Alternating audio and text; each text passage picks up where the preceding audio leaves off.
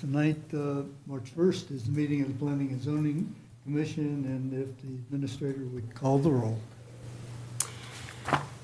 Bagelman. Here. Dane. Here. French. Here. Ritters. Hagensick. Here. User. Olson. Payne. Solheim. Here. Okay, you have an agenda that was sent out. Any additions, corrections?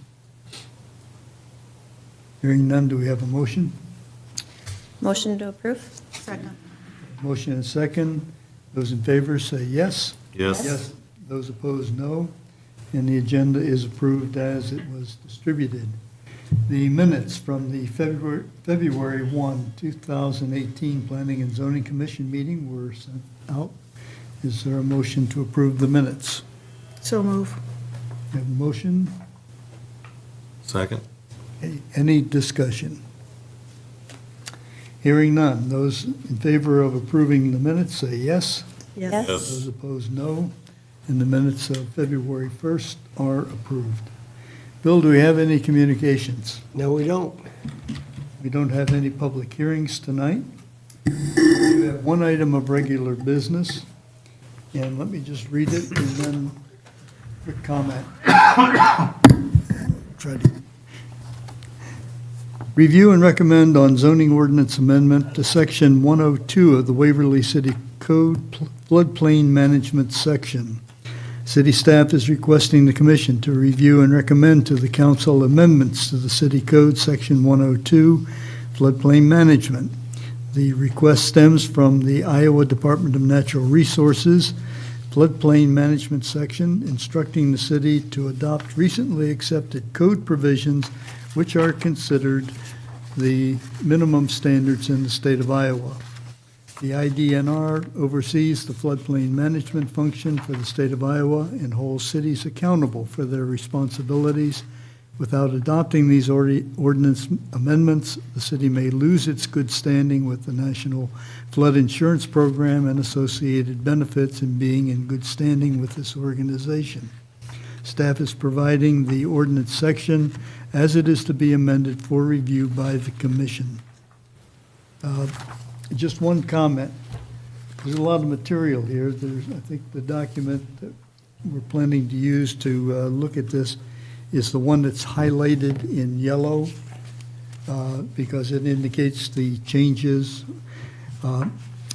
We can either go through this line by line or review the yellow and see if we have a pretty good feel for it. But if it appears that we're going to be really looking at a lot of detail, we may in fact want to form a task group to study group to go off, no more than 4 members, to come back then to the next meeting with recommendation as to what we do. But I think it's up to us. I don't think we need to decide at this moment, but up to us to see how we're doing with it and whether or not we need to take that last option. So, Bill, if you'd kind of refresh where we are. Sure. The floodplain ordinance is something that actually the state comes up with and sends out periodically and updates, makes changes. It looks like when I read through it, there were a lot of things that were maybe changing some definitions, changing some ways that just making it clear what they're trying to get across so people have it working it easier. And I think it's just probably based on experience over how many years that they've since they've done it last, and they're just making changes that they need to make. I noticed that it becomes very simple and straightforward with the idea that we're dealing with the A district generally when we're talking about this flood ordinance. And so it doesn't deal with the X areas where the 500-year floodplain would be. It deals with A because there's a number of different ways that they've described A's. I think there's 4 different establishments. The flood overlay district, the floodway fringe overlay district, and number 3 is probably the most important one, is the general floodplain district, and then the shallow flooding overlay district, the AO and AH. But generally, if it's an A designation, they want you to manage those districts in a way that protects, doesn't put property at risk. and really determines when it's appropriate to allow development within the A district or redevelopment and that kind of thing. So what I saw from this is, and I basically I went to the December 22nd, 2017 LOMAR, which I think is the most recent document that includes the maps of the central portion of the community, including to the north. I don't think it has the ones that go north of the railroad tracks. It's just the middle of the community. So it'd be from the railroad tracks on the north, and then it continues with a second map that goes all the way through Technology Place, kind of that south side where that waterway comes through. And that's what was involved in that change. December, what was that again? December 22nd of 2017. That's the one that reduced the 100-year floodplain substantially to just and you can see mine from here, but where it has the simple green. The green is the color now for the A, and then the brown, or that tan, is the color for the X, which allows people people can actually buy flood insurance when they're outside of the A zone, and it's much cheaper, and which is what we've been pointing out to people that are now no longer in the A, that they're in the X now. They can still buy flood insurance because there's no guarantee that people in the central portion of town are not going to be flooded. It's really an insurance rate map, and so your insurance is cheaper when you're in that area. Plus, the requirements of having to have flood insurance for a federally insured loan require that you have it when you're in the A district, in the A category. Bill, a quick question. Where did you find the map? Okay, it's under FEMA. It'd be FEMA.gov. Let's see. Okay, it's a separate, It's a FEMA flood map service, is what you search by. I think I'd ask if that could be printed off and sent to us for the next meeting. That would have been helpful to be able to preview that. Yeah, it's an example of where the map is. I mean,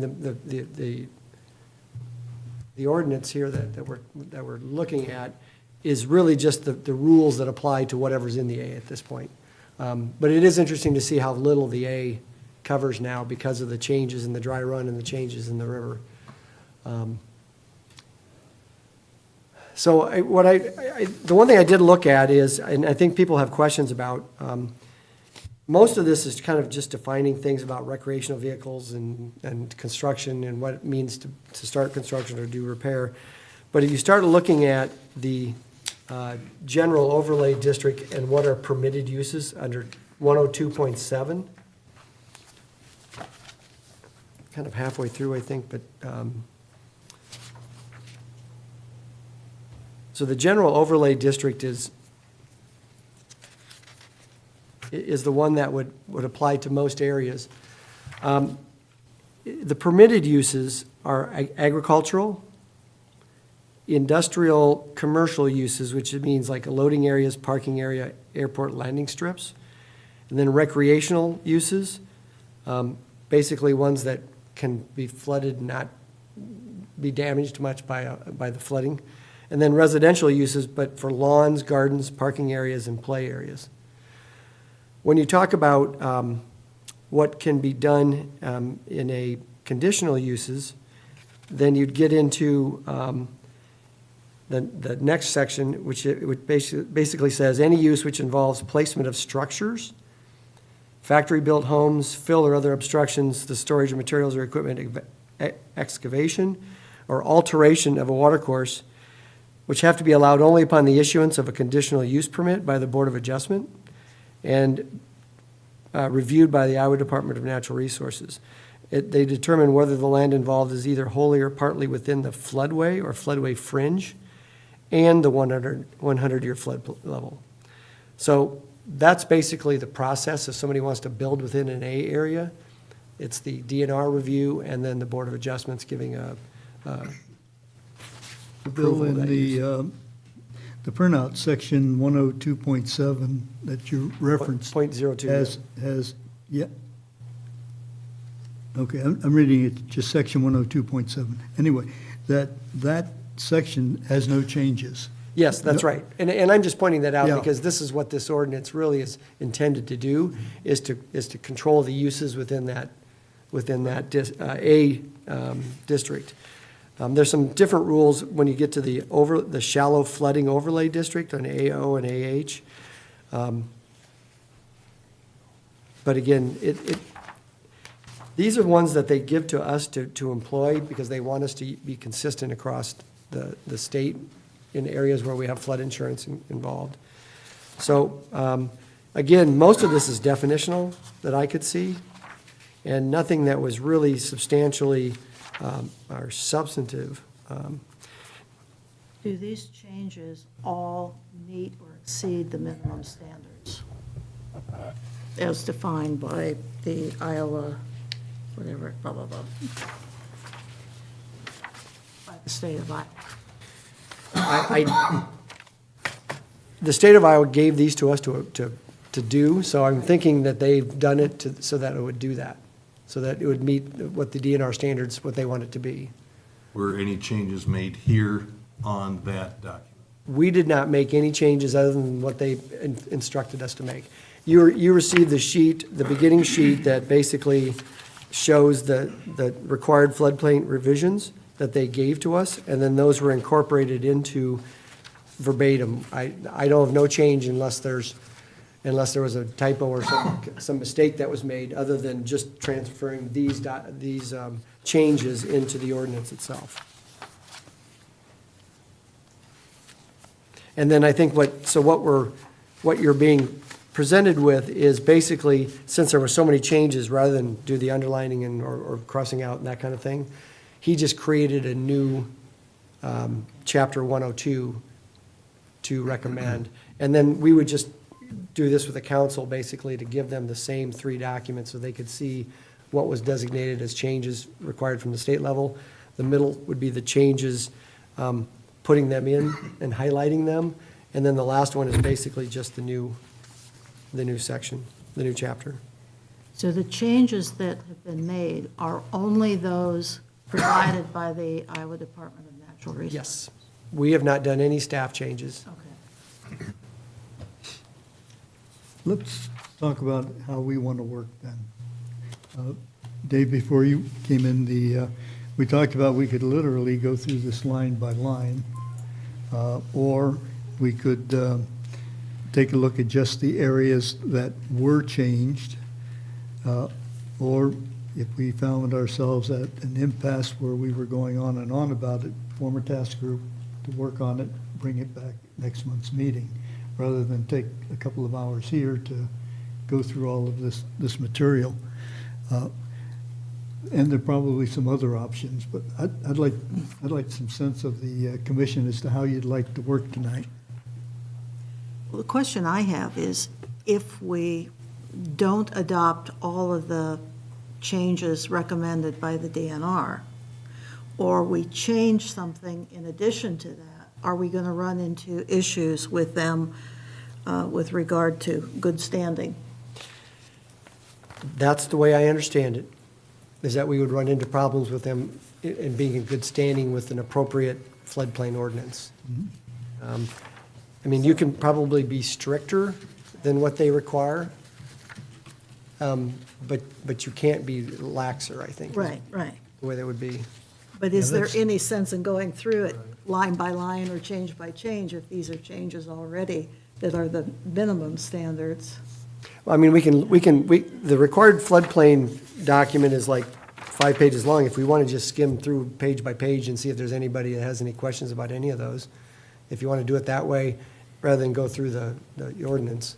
But before we decide, let's check and see if anybody needs to do that. I Okay. think a lot of us read the material, before we came and have a good sense about it, but it's not like you totally understand it until it comes to a test. How about other comments? Heidi?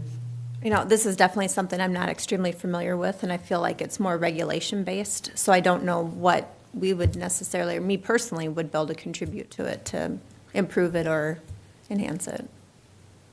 Dave, you've been down this road more than a couple of times. Excuse me, I would agree with Heidi. I mean, I think if this is a regulation, if we don't do it, we're asking trouble for our constituents out there,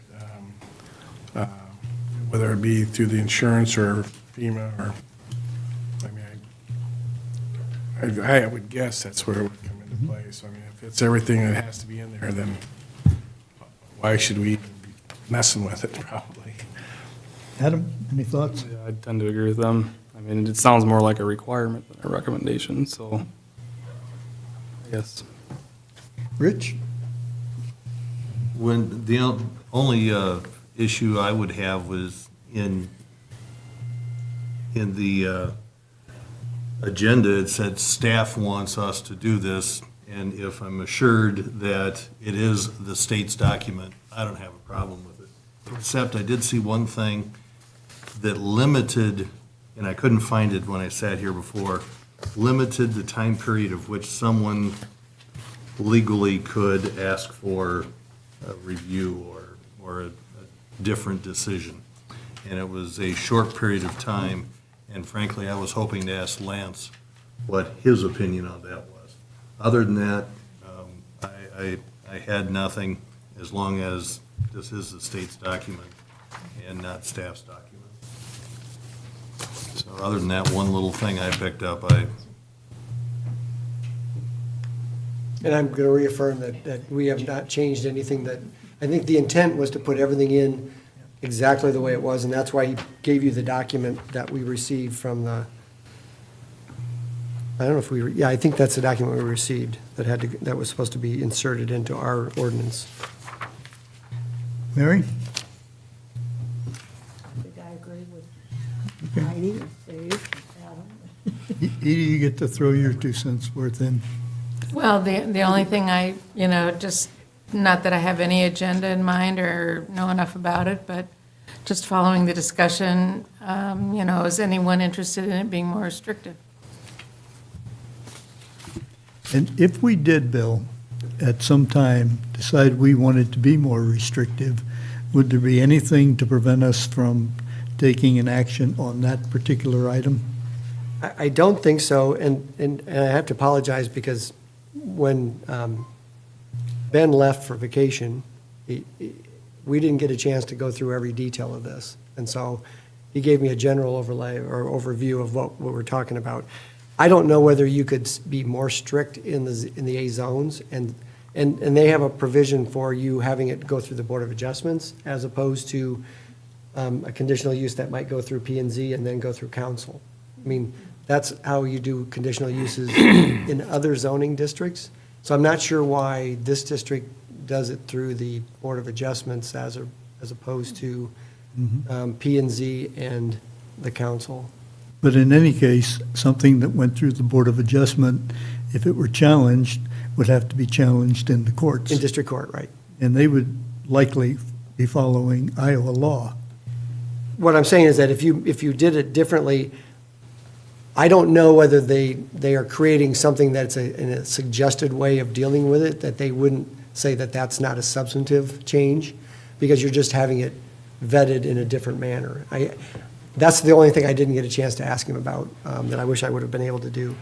But I don't know that, it's already been done that way. We're not changing it with this document. Right. So it was already that way before. So I'm fine with leaving it the way it is. I just was curious as to why they got to that in the first place, but. Well, hearing all this, do we have a motion?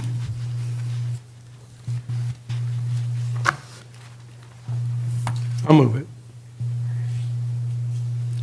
Just for the record. I'll go ahead and read it. Please. Sorry, Dave. That's all right. Page 2 has a short version at the end of that, Yeah, section C. it's on the agenda. Move that the commission recommend approval of the ordinance amendments to section 102 floodplain management as outlined in the attachment provided by the city staff to the city council. Second. We have a motion and a second. Any further discussion or comment? Hearing none. Those in favor, say yes.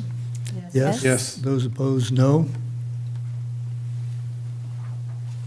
Yes to the first one. It is passed unanimously. Any old business? I don't know if it's old business or new business, but on the R4 where we took out the single-family residential, and we identified all those R4s that have single-family residential on them.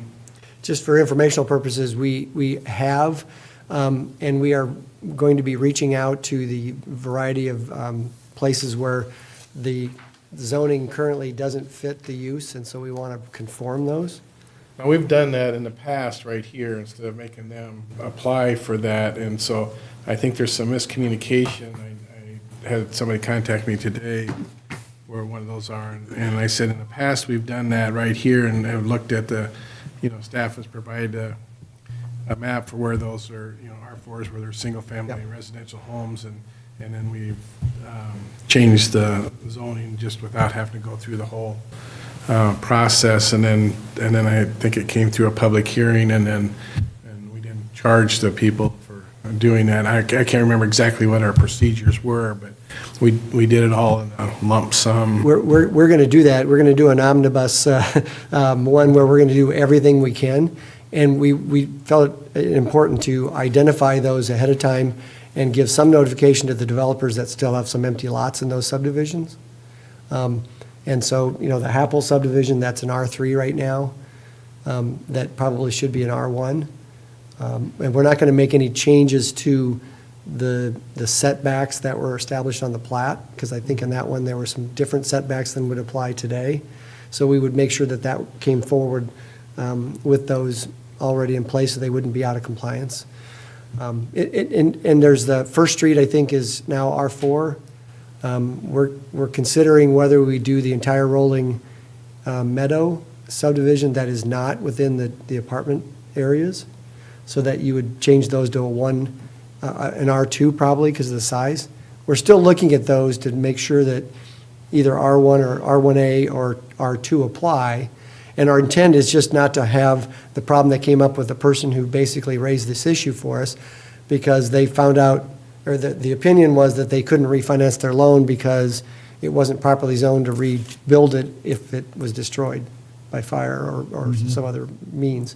And so we do need to do that, and that's something that when I talked to Ben before he left on vacation, and he's going to be doing that as soon as he gets back. He's going to be identifying all those areas, talking to the developers, and then basically making a general mailing at some point to people within that subdivision. And I think there was one person that was kind of pushing us on it, and I said if she wanted to do it, we would let her do an individual one, because if she wanted to accelerate the process to get hers done, we would allow that, and we wouldn't charge her that fee, because we're not going to charge the fee to the other areas that we do it in. I'd rather get them all done at once. Is it reasonable to think we can do that at the April meeting? That's what we're planning on. Yeah, we were planning on getting that I don't know if together. it's the one I was talking to, but they thought they had a fee, and I said, well, we've never charged them a fee in the past, and they were talking about that they were, going to have a fee to do the whole area, and so I just said I would raise that question tonight, because I said, we've normally done this in a lump sum, and The first question that came in on that one, they may have been told that the rezoning requires a fee. And then when we talked about it, we realized that that's not what we're going to do for this situation. So I think it was just the first information that they were given. good. I just wanted to clarify that so I could take it back to them. And Sure. Sounds like old business. Well, it's a good informational. well, it's kind of old and new, really. It's- Yep. I think we just want to make sure we get the message out there so that people don't, because they were panicking, well, if we have a fire, we can't rebuild without, or more than 50% damage. It's interesting because a number of homes have been built since the change, and none of them picked it up on, when they did the abstract examination, because it would have been some of these would have been in a different district when they did that. And that's when it's picked up, usually during the examination, because the zoning ordinance is picked up in the abstract. So Probably should have, remember, we thought about doing that early on, but we didn't realize it would come up that way. And so we want to do it with haste now. So we'll do it in April. We'll have to be approved, and then we can start the first readings in April and get them done in May. Yeah, I mean, you don't always see it in every title opinion, because some attorneys do a little more in-depth title opinion than others, and so you don't always see it. And title guarantee doesn't ever get into that, so, you know. Yeah, the zoning, a lot of times doesn't even show up in, Yeah. so, but the new ones are probably showing up, so when they revised it, they're probably getting picked up now. And the old ones were probably so far back in the abstract that nobody looked at them. But just whatever the abstractor brought forth, you know. Yeah, I mean, they should if they find it. If it's, and it's a new, the new R4 and new R3 now gets picked up right now, so it's in the latest continuations. So it's obvious. Thank you. Any other business? Do I hear a motion? I move that the Planning and Zoning Commission meeting be adjourned. You still catch Sheldon? Done. Yeah. Thank you all.